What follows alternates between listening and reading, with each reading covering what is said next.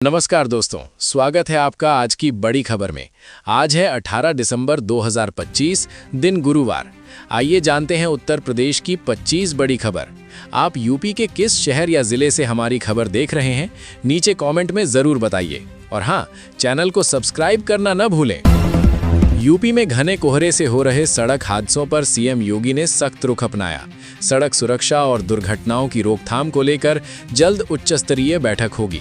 बैठक में पुलिस, परिवहन, नगर विकास और पीडब्ल्यूडी विभाग शामिल होंगे। आज कोहरे के कारण यूपी के 4 जिलों में 23 लोगों की मौत हो चुकी है। विराट कोहली और अनुष्का शर्मा वृंदावन पहुंचे। दोनों ने केली कुंज आश्रम में संत प्रेमानंद महाराज के दर्शन किए। ये इस साल उनकी तीसरी मुलाकात रही। विराट अनुष्का ने घुटनों के बल बैठकर आशीर्वाद लिया। महाराज जी ने कहा, हम सब श्री जी के हैं, आनंद से रहो। इथियोपिया ने पीएम नरेंद्र मोदी को देश का सर्वोच्च सम्मान द ग्रेट ऑनर निशान ऑफ इथियोपिया प्रदान किया। सम्मान मिलने पर पीएम मोदी ने प्रधानमंत्री डॉक्टर अबी अहमद और इथियोपिया की जनता का आभार जताया। उन्होंने कहा कि इथियोपिया की धरती पर आकर उन्हें आत्मीयता और अपनापन महसूस हुआ। सीएम योगी ने कोहरे से हुए सड़क हादसों पर गहरा दुख जताया। उन्होंने मथुरा हादसे में 20 से अधिक लोगों की मौत की खबर को बेहद पीड़ादायक बताया। सीएम ने ट्रैफिक पुलिस और परिवहन विभाग को एक्सप्रेस वे पर पेट्रोलिंग बढ़ाने के निर्देश दिए। कोहरे में वाहन चलाने से ड्राइवरों को रोकने और दुर्घटनाएं टालने को कहा गया। संसद परिसर में कांग्रेस सांसदों ने सरकार के खिलाफ प्रदर्शन किया। नेशनल हेराल्ड केस में कोर्ट से गांधी परिवार को राहत मिलने के बाद विरोध तेज हुआ। कांग्रेस ने कहा कि सत्य की हमेशा जीत होती है। पार्टी ने सरकार पर राजनीतिक बदले की कार्यवाही का आरोप लगाया। ईडी और सीबीआई के दुरुपयोग का मुद्दा जोर शोर से उठाया गया। सीएम योगी ने खाद की कालाबाजारी पर सख्त कार्रवाई के निर्देश दिए हैं। नकली या मिलावटी खाद बेचने वालों पर एनएसए लगेगा। डीएम, एडीएम और एसडीएम को औचक निरीक्षण के आदेश दिए गए हैं। डीएपी, यूरिया और पोटाश तय दरों पर ही बेचने के निर्देश हैं। गड़बड़ी मिलने पर तत्काल कार्रवाई और जवाबदेही तय होगी। शामली में बुर्का ना पहनने को लेकर दिल दहला देने वाला हत्याकांड सामने आया। आरोपी फारूक ने पत्नी और 2 बेटियों की हत्या कर शव सेप्टिक टैंक में छिपा दिए। पत्नी और बड़ी बेटी को गोली मारी गई, जबकि छोटी बेटी की गला घोंटकर हत्या की गई। पुलिस हिरासत में आरोपी ने अपना जुर्म कबूल कर लिया है। लखनऊ में साउथ अफ्रीका के खिलाफ चौथे टी20 से पहले टीम इंडिया ने मूवी ब्रेक लिया। कप्तान सूर्य कुमार यादव और कोच गौतम गंभीर खिलाड़ियों के साथ फिल्म देखने पहुंचे। खिलाड़ियों ने इकाना स्टेडियम के पास फीनिक्स प्लासियो मॉल में धुरंधर देखी। मॉल में टीम इंडिया की मौजूदगी से फैंस में खासा उत्साह देखने को मिला। अमेरिका के मिशिगन में एक दिल दहला देने वाला हत्या का मामला सामने आया है। आरोप है कि एक मां और सौतेले पिता ने गर्भवती बेटी की हत्या कर दी। घटना में मां और नवजात दोनों की मौत हो गई। वारदात के बाद दोनों के शव जंगल में फेंक दिए गए। यूपी बोर्ड ने 12वीं की प्रैक्टिकल परीक्षाओं की तारीखें घोषित कर दी हैं। परीक्षाएं 2 चरणों में आयोजित की जाएंगी। पहला चरण 24 जनवरी 2026 से 1 फरवरी 2026 तक चलेगा। इस दौरान चयनित जिलों में प्रैक्टिकल एग्जाम कराए जाएंगे। दूसरा चरण 2 फरवरी से 9 फरवरी 2026 तक आयोजित होगा। लुधियाना सेंट्रल जेल में कैदियों और जेल अधिकारियों के बीच हिंसक झड़प हो गई। पहले कैदियों के बीच विवाद हुआ, बाद में रूटीन चेकिंग के दौरान स्थिति बिगड़ गई। करीब 200 कैदियों ने अधिकारियों पर हमला कर दिया। हमले में जेल सुपरिटेंडेंट कुलवंत सिद्धू और डीसीपी सिक्योरिटी जगजीत सिंह गंभीर रूप से घायल हुए। सांसद इकरा हसन ने बिहार के सीएम नीतीश कुमार के व्यवहार पर प्रतिक्रिया दी। उन्होंने कहा कि इसमें कोई धार्मिक एंगल नहीं है, लेकिन पद की गरिमा सबसे अहम है। एक महिला के साथ ऐसा व्यवहार उस गरिमा के खिलाफ है। नीतीश कुमार बुजुर्ग हैं और सभी उनका सम्मान करते हैं, लेकिन इस तरह की घटना का असर बेहद खतरनाक हो सकता है। नेशनल हेराल्ड केस में सोनिया और राहुल गांधी को कोर्ट से राहत मिली। कांग्रेस अध्यक्ष मल्लिकार्जुन खड़गे ने इसे राजनीतिक साजिश बताया। उन्होंने कहा कि गांधी परिवार को बदनाम करने की कोशिश नाकाम रही। खड़गे ने आरोप लगाया कि एजेंसियों का दुरुपयोग किया गया। उनके अनुसार कोर्ट का फैसला साजिश रचने वालों के लिए तमाचा है। कानपुर में होमवर्क को लेकर डांट के बाद 8वीं के छात्र प्रखर त्रिवेदी ने आत्महत्या कर ली।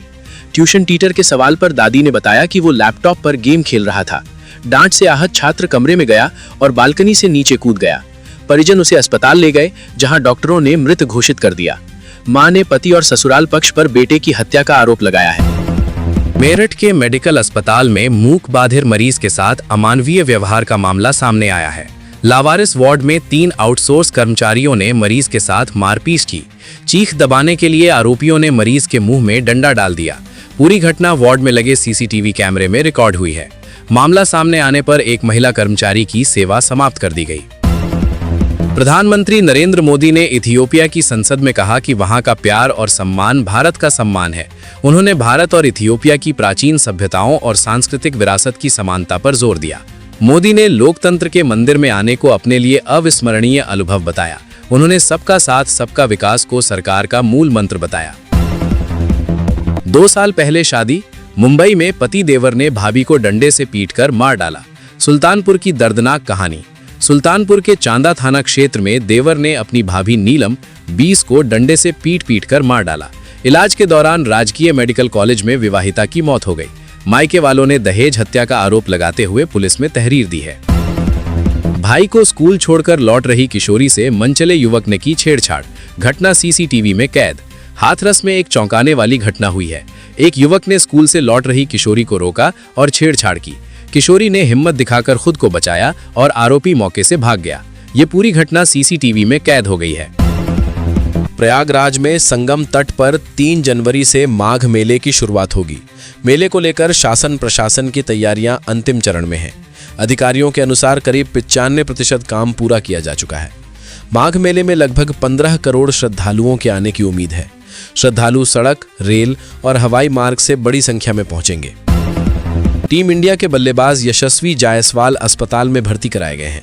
सैयद मुश्ताक अली ट्रॉफी मैच के दौरान उनके पेट में तेज दर्द हुआ। इसके बाद उन्हें पुणे के पास आदित्य बिड़ला हॉस्पिटल ले जाया गया। क्रिकेट सूत्रों के मुताबिक जायसवाल गैस्ट्रो की समस्या से जूझ रहे हैं। फिलहाल उनके मेडिकल टेस्ट और इलाज जारी है। पीएम मोदी आज अपने 3 देशों के दौरे के अंतिम चरण में ओमान पहुंचेंगे।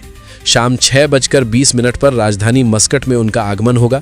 7:30 बजे ओमान के डिप्टी पीएम द्वारा उनके सम्मान में भोज आयोजित किया जाएगा। इसके बाद दोनों देशों के बीच द्विपक्षीय बैठक होगी। इससे पहले पीएम मोदी जॉर्डन और इथियोपिया का दौरा कर चुके हैं। पश्चिमी यूपी में हाईकोर्ट बेंच की मांग को लेकर 22 जिलों में बंद है। ये बंद हाईकोर्ट बेंच स्थापना केंद्रीय संघर्ष समिति ने बुलाया है। 22 जिलों के वकील और 1200 से ज्यादा संगठन आंदोलन में शामिल हैं। मेरठ में बाजार बंद है। डॉक्टरों ने ओपीडी रद्द कर दी है। इमरजेंसी। नगीना सांसद चंद्रशेखर आजाद ने दिल्ली में बढ़ते प्रदूषण पर सरकार को घेरा। उन्होंने कहा कि जहरीली हवा से लोगों की सांसें रुक रही हैं। बच्चे खांसते हुए स्कूल जा रहे हैं, लेकिन सरकार लापता है। केंद्र और राज्य दोनों जगह एक ही सरकार होने के बावजूद कोई ठोस कार्यवाही नहीं है। उन्होंने सवाल किया कि क्या हर घर में एयर प्यूरिफायर लगाना संभव है। उत्तर प्रदेश कांग्रेस ने ईडी के दुरुपयोग के खिलाफ प्रदेश भर में प्रदर्शन किया। सोनिया गांधी और राहुल गांधी के समर्थन में कार्यकर्ता सड़कों पर उतरे। लखनऊ में बीजेपी कार्यालय के बाहर अजय राय के नेतृत्व में प्रदर्शन हुआ। बिना अनुमति प्रदर्शन करने पर पुलिस ने कार्यवाही की। प्रदेश अध्यक्ष अजय राय को हिरासत में ले लिया गया। आईपीएल 2026 की मिनी नीलामी समाप्त हो गई है, जिसमें सभी फ्रेंचाइजियों ने अपनी जरूरत के अनुसार खिलाड़ियों को खरीदा है। चेन्नई सुपर किंग्स ने प्रशांत वीर को 14.20 करोड़ में खरीदा, जिससे उनका परिवार बहुत खुश है। मऊ के विशाल निषाद को किंग्स 11 पंजाब ने 30 लाख में खरीदा। नीलामी में कई खिलाड़ी अनसोल्ड भी रहे, जिससे नियमों पर चर्चा शुरू हो गई है। इस नीलामी से पाकिस्तान को नुकसान हुआ है, क्योंकि पीएसएल के कई खिलाड़ी आईपीएल में बिके हैं। कुल मिलाकर 77 खिलाड़ी 215.45 करोड़ रुपए में बिके।